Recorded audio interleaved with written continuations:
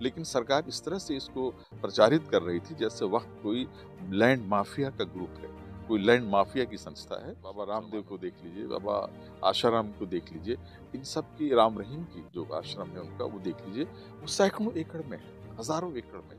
RJD का ये stand रहा है कि किसी के साथ किसी तरह का अन्याय अगर होगा समाज में, हम उसको बर्दाश्त नहीं करेंगे। आज़ादी से पहले या ब्रिटिश पीरियड से पहले या ब्रिटिश पीरियड के ज़माने में भी इस तरह की व्यवस्था ही नहीं थी कि जहाँ पर रजिस्ट्री करवाते, जहाँ पर ये ज़मीन दान अगर किया है तो उसको कहीं पे आप रजिस्टर्ड करवाएं। लेकिन 3 ऐसे बिंदु हैं जो बहुत महत्वपूर्ण हैं, और अगर इन 3 बिंदुओं पर सरकार ने अमल किया, चूंकि बिल तो पास हो चुका है, अब सरकार इसको अमल करेगी, तो मुसलमानों के पास वक्फ के नाम पर जीरो हाथ में आएगा।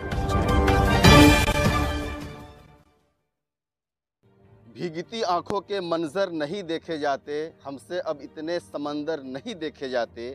जिंदा रहना है तो हालात से डरना कैसा, जंग लाजिम हो तो लश्कर नहीं देखे जाते। वक्फ बिल को लेकर के पूरे देश में हंगामा है और प्रोटेस्ट जारी है। हिंदुस्तान विरोधी, संविधान विरोधी इस वक्त इस एक्ट को, इस कानून को कहा जा रहा है। और जिस तरीके से पार्लियामेंट में ये पास हुआ, तमाम मुद्दों पे बात करने के लिए हमारे साथ देख सकते हैं आरजेडी के राष्ट्रीय प्रवक्ता डॉक्टर अनवर पाशा है, जो जेएनयू में प्रोफेसर हैं। वक्फ बिल को लेकर के जिस तरीके से आरजेडी ने भी अपना योगदान दिया, पटना के महारैली में भी तेजस्वी यादव के साथ साथ लालू प्रसाद ने भी अपनी हाजिरी दर्ज कराई और ये कहते फिरे कि जब तक के इस बिल को, इस कानून को वापस नहीं लिए जाएंगे, तब तक के आरजेडी का विरोध प्रदर्शन जारी रहेगा। तमाम मुस्लिम संगठनें विरोध कर रही है, तमाम मुस्लिम तंजीमें इसका बाइकआउट कर रही है, क्योंकि ये कानून संविधान में भी मैच नहीं करता है और साथ ही किसी एक जाति, किसी एक धर्म विशेष पर इस कानून को लाना कतई सही नहीं है। डॉक्टर अनवर पाशा है, बेबाकी के साथ अपनी बात रखते हैं, आरजेडी के राष्ट्रीय प्रवक्ता हैं। डॉक्टर साहब, कैसे देखते हैं, आपकी पार्टी जो है शुरू के दिनों से ही इस बिल पर लगातार नजर बनाई हुई है और बाइकआउट कर रही है? असल समस्या ये है कि भारतीय जनता पार्टी के पास जनता की मूल समस्याओं के समाधान के लिए कोई रोड मैप नहीं है, और अपनी नाकामी को छुपाने के लिए भारतीय जनता पार्टी तरह तरह से ऐसे इश्यूज को छेड़ती है जिससे जनता का ध्यान भटके और उन्हीं इश्यूज में जनता भटक कर रह जाए। ये एक सांप्रदायिक एंगल से तैयार किया गया ये बिल है, जो वक्फ अमेंडमेंट बिल है। ये भारतीय जनता पार्टी के निशाने पर, आरएसएस के निशाने पर बहुत पहले से वक्फ थी और वक्फ की ज़मीनें थी। वक्फ क्या है? सरकार जिस तरह से प्रोपेगेंडा कर रही है कि वक्फ के जरिए ज़मीनें हड़पी जाती हैं, ये बिल्कुल झूठा प्रोपेगेंडा है, जनता को भ्रमित करने का प्रोपेगेंडा है। वक्फ एक संवैधानिक व्यवस्था है और संविधान के अनुरूप, संविधान के आर्टिकल 25-26 के अनुरूप हर कम्युनिटी को, हर संप्रदाय को ये हक है कि वो अपने कल्याण के लिए दान कर सकती हैं ज़मीन, और उन ज़मीनों का इस्तेमाल, उस तरह की जो प्रॉपर्टी है उसका इस्तेमाल जो अपने समुदाय के कल्याण के लिए कर सकती है, जन कल्याण के लिए कर सकती है। ये हमारे कॉन्स्टिट्यूशन में बाबा साहब अम्बेडकर ने जब कॉन्स्टिट्यूशन बनाया था तो इस प्रावधान को रखा था, और ये प्रावधान है।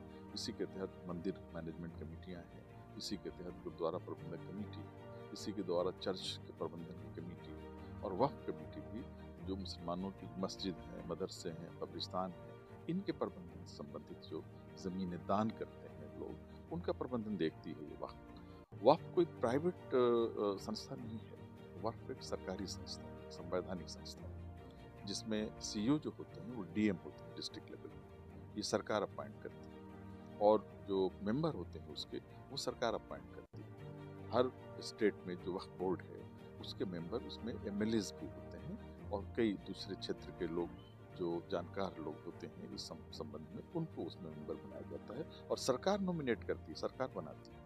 और उसकी एक ट्रिब्यूनल भी है। अगर वक्फ कोई ज़मीन है जिस पर कंट्रोवर्सी है, विवाद है उसको लेकर के, तो उसके निपटारे के लिए सरकार एक ट्रिब्यूनल भी, वक्फ ट्रिब्यूनल भी है। उस ट्रिब्यूनल का काम यह है कि इस तरह के विवादित मसले पर वो उसका छानबीन करती है और उसके बारे में निर्णय लेती है। और अगर उसके बाद भी उसके निर्णय से भी किसी पक्ष को अगर एतराज़ है उस निर्णय पे, तो वो कोर्ट जा सकते हैं, वो लोअर कोर्ट जा सकते हैं, हाई कोर्ट जा सकते हैं, सुप्रीम कोर्ट जा सकते हैं। लेकिन सरकार इस तरह से इसको प्रचारित कर रही थी जैसे वक्त कोई लैंड माफिया का ग्रुप है, कोई लैंड माफिया की संस्था है मुसलमानों की, जो ज़मीनों को हड़पते हैं। ये इस तरह की मानसिकता है सरकार की। हर चीज़ को हिंदू मुस्लिम एंगल से देखने की कोशिश होती है और पूरे देश में एक ऐसा माहौल बनाया कि वक्फ के पास जो है वो 8 लाख एकड़ ज़मीनें हैं। लेकिन ये सरकार ने नहीं बताया कि जो आश्रम हैं बहुत से बाबाओं के, जो मंदिर हैं हमारे, जो गिरजा हैं हमारे, जो हमारे गुरुद्वारे हैं, उनके पास कितनी प्रॉपर्टीज़, उनके पास कितनी ज़मीनें हैं और वो ज़मीनें कहाँ से आई हैं। अभी आप जाकर के देख लीजिए दिल्ली में, और बाबा रामदेव को देख लीजिए, बाबा आशाराम को देख लीजिए, इन सब की, राम रहीम की जो आश्रम है उनका, वो देख लीजिए, वो सैकड़ों एकड़ में है, हज़ारों एकड़ में है। तो लाखों एकड़ ज़मीनें इस तरह की संस्थाओं के पास हैं। सिर्फ मुसलमानों के दान दी हुई ज़मीनों को, जो वक़्फ़ के दान दी गई ज़मीनें हैं, कल्याणकारी काम के लिए, यतीम खाने चलाने के लिए, मस्जिद बनाने के लिए, कब्रिस्तान के लिए, मदरसा बनाने के लिए, हॉस्पिटल बनाने के लिए, उस ज़मीन पर सरकार की नज़र है और उस ज़मीन को सरकार हड़पना चाहती है। और हम उस संवैधानिक व्यवस्था को, जो वक्फ व्यवस्था है, उस पर किसी भी तरह का जो आक्रमण होता है सरकार की ओर से, हम उसके खिलाफ हैं। चाहे वो हिंदुओं के खिलाफ आक्रमण हो, चाहे मुसलमानों के खिलाफ आक्रमण हो, चाहे सिखों के खिलाफ उस तरह का आक्रमण हो, या चाहे क्रिश्चियंस के खिलाफ, ईसाइयों के खिलाफ उस तरह का आक्रमण हो, हमारी पार्टी सबको एक नज़र से देखती है। आरजेडी का ये स्टैंड रहा है कि किसी के साथ भी किसी तरह का अन्याय अगर होगा समाज में, हम उसको बर्दाश्त नहीं करेंगे। इसलिए हमारी पार्टी ने उस पर स्टैंड लिया है कि हम इस वक्फ बिल का, जो अमेंडमेंट बिल है, जो गलत है, जो अलोकतांत्रिक है, जो असंवैधानिक है, सरकार की बदनीयती पर आधारित है, हम उसके खिलाफ लड़ेंगे, हम उसके खिलाफ सड़कों पर उतरेंगे, और हम उतर रहे हैं, हम उसका विरोध कर रहे हैं। एक चीज़ और मैं आपको बताना चाहता हूँ, बिहार इसमें बहुत इंपॉर्टेंट रोल प्ले कर रहा है। 2 राज्य ऐसे हैं, बिहार और आंध्र प्रदेश। इन 2 राज्यों की जो पार्टियां हैं, बड़ी पार्टी, एक तो जेडीयू है और दूसरी पार्टी वहाँ टीडीपी है, तेलुगु देशम पार्टी, चंद्रबाबू नायडू, और नीतीश कुमार की पार्टी जेडीयू बिहार में। इन 2 पार्टियों के सहयोग से ही, इनकी मिली भगत से ही सरकार में ये हिम्मत हो पाई कि वो इस तरह का बिल, अलोकतांत्रिक असंवैधानिक बिल, मुसलमानों के खिलाफ लाए। क्योंकि ये भी कहा जाता है कि इस बिल को ड्राफ्ट करने में नीतीश कुमार जी के लोगों का हाथ रहा है, जेडीयू के लोगों का हाथ रहा है, चाहे वो ललन सिंह जी हों, चाहे संजय झा हों, इन सबों ने जिस तरह से सहयोग दिया इस बिल को ड्राफ्ट करने में, और निशाने पर मुसलमानों को जिस तरह से इस बिल में लिया गया है, जाहिर है कि इसको हम अच्छी तरह समझते हैं और हम इनके इस मंसूबे को नाकाम करेंगे। एक दिन ये सरकार नहीं चलेगी। अगर नीतीश कुमार हट जाएं, अगर चंद्रबाबू नायडू हट जाएं, ये सहयोग न दें, तो 1 सेकंड में ये सरकार गिर सकती है। इसलिए ये सरकार जो कुछ भी कर रही है, नीतीश जी की वजह से कर रही है, चंद्रबाबू नायडू की वजह से कर रही है, और इस देश में और खासतौर से बिहार की जनता इस बात से बिल्कुल अवगत है। और आने वाले दिनों में इन लोगों के नापाक मंसूबों को नाकाम करेंगे हम, और हम सबके साथ, जो संविधान में अधिकार है सबको अपने अपने धर्मों के पालन करने का, उस अधिकार के लिए हम लड़ेंगे। सरकार इस वक्त बिल को लेकर के फायदे गिना रही है, खासतौर से पसमानदा मुसलमानों के हक की बात कर रही है कि इस कानून के आ जाने से पसमानदा मुस्लिमों को, दबे कुचलों को उसका हक मिल जाएगा। ये प्रोपेगेंडा है। पसमानदा मुस्लिम इस बात को जानते हैं कि ये गलत है, ये प्रोपेगेंडा है। इसलिए इसको फैला करके सरकार मुसलमानों के अंदर भेदभाव पैदा करना चाहती है, फूट डालना चाहती है। वो नहीं मुमकिन है, वो संभव नहीं है। पसमानदा मुसलमान भी वक्फ बोर्ड के मेंबर हैं। कौन अपॉइंट करता है? मैंने बताया ना आपसे, वक्फ बोर्ड के मेंबर को अपॉइंट कौन करता है? ये सरकार करती है ना, राज्य सरकार करती है। वक्फ बोर्ड राज्य सरकार के अधीन है, ये संवैधानिक व्यवस्था है। राज्य सरकारें जो हैं वो अपॉइंट करती हैं मेंबर्स को। डीएम जो होता है उसका मेंबर होता है। डिस्ट्रिक्ट लेवल पर भी जो मेंबर्स उसके अपॉइंट होते हैं, वो सरकार के जरिए अपॉइंटेड होते हैं। स्टेट लेवल पर भी वक्फ बोर्ड के जो मेंबर्स होते हैं, वो सरकार के जरिए अपॉइंटेड होते हैं। तो सरकार अपॉइंट करती है, और उस अपॉइंटमेंट में वो ये नहीं देखती कौन पसमानदा है और कौन सवर्ण मुसलमान है और कौन पसमानदा मुसलमान है। इसको किसी तरह से ध्यान में नहीं लाया जाता। इसमें कई जगहों पे, बिहार में भी और बिहार के बाहर भी, कई मेंबर ऐसे हैं वक्फ बोर्ड में जो पसमानदा तबके से आते हैं। इसलिए ये मुद्दा बिल्कुल झूठा है। ये एक तरह से भ्रम फैलाने की कोशिश की जा रही है। लेडीज के बारे में कहा जा रहा है कि महिलाओं को, इसमें महिलाएं भी हैं। कई राज्यों में सर्वे कीजिए, हर जगह 5 में से 7 में से 2, 1, 3, कहीं इस तरह की संख्या महिलाओं की भी। तो ये सब भ्रम फैलाने का काम किया जा रहा है। सरकार डेटा दे कि किस राज्य के बोर्ड में महिलाएं नहीं हैं। उसमें एक बड़ा क्लॉज है, वक्फ बाय यूजर, यानी हमने ज़मीन हमारे पूर्वजों ने अगर दे दी, किसी वक्फ कर दी कि भाई इस पे हम इस ज़मीन को वक्फ करते हैं, ईश्वर के नाम से, अल्लाह के नाम से, और इस पर कल्याणकारी काम के लिए ज़मीन का, इस प्रॉपर्टी का इस्तेमाल किया जाएगा। वो इस तरह से दान किया जाता है। अब उस ज़मीन पे ज़बानी दान किया जाता है, कागज़ पे भी लिख के दान किया जाता है। 90% केसेस ऐसे जहाँ पे वक्फ बाय यूज़र है, जैसे हमारे गांव की मस्जिद, हमारे पूर्वजों ने अपनी ज़मीन का एक हिस्सा दे दिया कि भाई ये मस्जिद के लिए इस्तेमाल होगा, एक हिस्सा दे दिया कब्रिस्तान के लिए इस्तेमाल होगा, एक हिस्सा दे दिया कि मदरसे के लिए इस्तेमाल होगा, बच्चों की पढ़ाई के लिए इस्तेमाल होगा, शिक्षा के लिए इस्तेमाल होगा। उसका कोई कागज़ नहीं है, वो उस ज़मीन पे मस्जिद बनी हुई है, उस ज़मीन पे कब्रिस्तान है, इस्तेमाल हो रहा है, सैकड़ों साल से होता आ रहा है। मदरसे बने हुए हैं, सैकड़ों साल से मदरसे काम कर रहे हैं, कई साल से मदरसे बने हुए उस ज़मीन पे। सरकार ये कहती है इसका पेपर दिखाओ। पेपर दिखाने के लिए अगर आप यही तो सुप्रीम कोर्ट ने सवाल किया, सुप्रीम कोर्ट के 3 जजों के बेंच ने ये सवाल किया था कि आप ये कह रहे हैं पेपर दिखाओ। 300 साल पुराना, 400 साल पुराना जो ज़मीन है, जिस पर मस्जिद बनी हुई है, जो कब्रिस्तान बना हुआ है, जहाँ मदरसे बने हुए हैं, जहाँ दूसरे कल्याणकारी काम के लिए उसका इस्तेमाल हो रहा है, और उसका कोई पेपर नहीं। ब्रिटिश पीरियड के बाद जब हम भारत आज़ाद, हमारा जब देश हुआ, उसके बाद से हमारी अपनी संवैधानिक जो प्रावधान है, उसके तहत ज़मीनें लोग रजिस्ट्री कराने लगे, और लोग जाहिर है कि उस तरह के पेपर्स का इस्तेमाल होने लगा।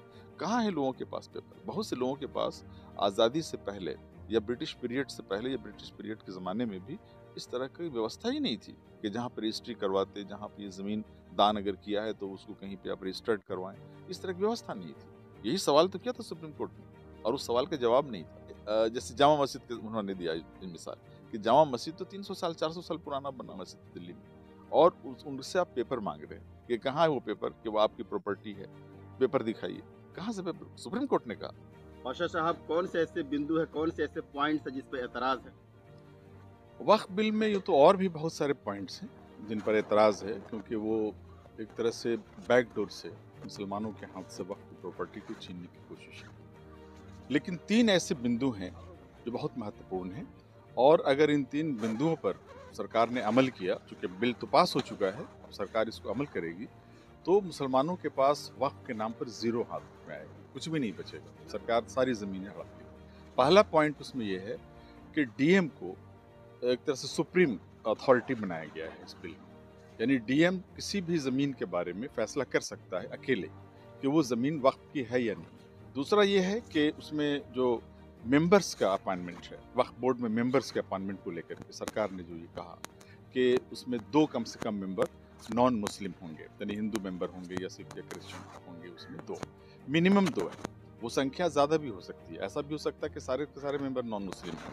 मैदानिक जो स्वरूप है वक्फ का, उसमें ये दर्ज है कि जिस कम्युनिटी की ये प्रॉपर्टी है, वो कम्युनिटी ही उसको मैनेज करेगी। वक्फ एक तरह की मैनेजमेंट कमेटी, और जो दान दी हुई ज़मीनें हैं उनको मैनेज करती है, उनकी रखवाली करती है, उनकी देख रेख करती है। अगर ऐसा हो गया कि उसमें नॉन मुस्लिम आ गए, तो जाहिर है कि वो आने वाले दिनों में वक्फ का पूरा नेचर जो है वो बदल जाएगा। और इसी पर सुप्रीम कोर्ट ने ये भी सवाल किया था सरकार से कि क्या आप वक्फ में तो नॉन मुस्लिम मेंबर्स को रखने जा रहे हैं, रखने का फैसला कर लिया है, बिल पास कर लिया है, लेकिन क्या आप गिरजा में भी, गुरुद्वारा में भी और मंदिर में भी जो मैनेजमेंट कमेटी है उसमें भी नॉन हिंदू को, नॉन क्रिश्चियन को या नॉन सिख को रखेंगे? इस सवाल के बदले में जवाब कुछ भी नहीं था सरकार के पास। तीसरा जो बहुत ही महत्वपूर्ण पॉइंट वो ये है कि वक्फ बाय यूज़र का जो प्रावधान है, जैसा कि मैंने आपको बहुत तफसील से बताया, उसमें उस यूज़र में ये कहा गया है कि अगर नहीं आप दिखा पाते हैं कागज़, उस ज़मीन से रिलेटेड आपके पास पेपर नहीं है, डॉक्यूमेंट्स नहीं है रिटन में, तो वो ज़मीन सरकार ले लेगी। और जाहिर है कि हमारी पार्टी आरजेडी इस हमले को कभी बर्दाश्त नहीं करेगी, हम उसको आखिर तक लड़ेंगे और हम जीतेंगे। ऐसी सूरत में जो सबसे बड़ा अंदेशा ये है कि हमारी 90% जो हमारी मस्जिदें हैं, जो हमारी कब्रिस्तान हैं, जो हमारे मदरसे हैं, यतीमखाने हैं, वो ऐसी ज़मीनों पर हैं जिन पर पेपर नहीं है, और पेपर इसलिए नहीं है कि ज़बानी पेपर पे ही लिख करके वक्फ कर दिया गया, उसको रजिस्टर नहीं कराया गया। सरकार कहती है कि रजिस्टर नहीं अगर है तो सरकार ले लेगी, वो वक्फ की ज़मीन नहीं रहेगी। ये 3 बहुत ही खतरनाक प्रावधान हैं, और इन तीनों प्रावधानों के जरिए सरकार साल, 2 साल, 4 साल के अंदर अंदर वक्फ की सारी प्रॉपर्टी हड़प लेगी। शायद उसमें से 10% प्रॉपर्टी ही बाकी रह जाए।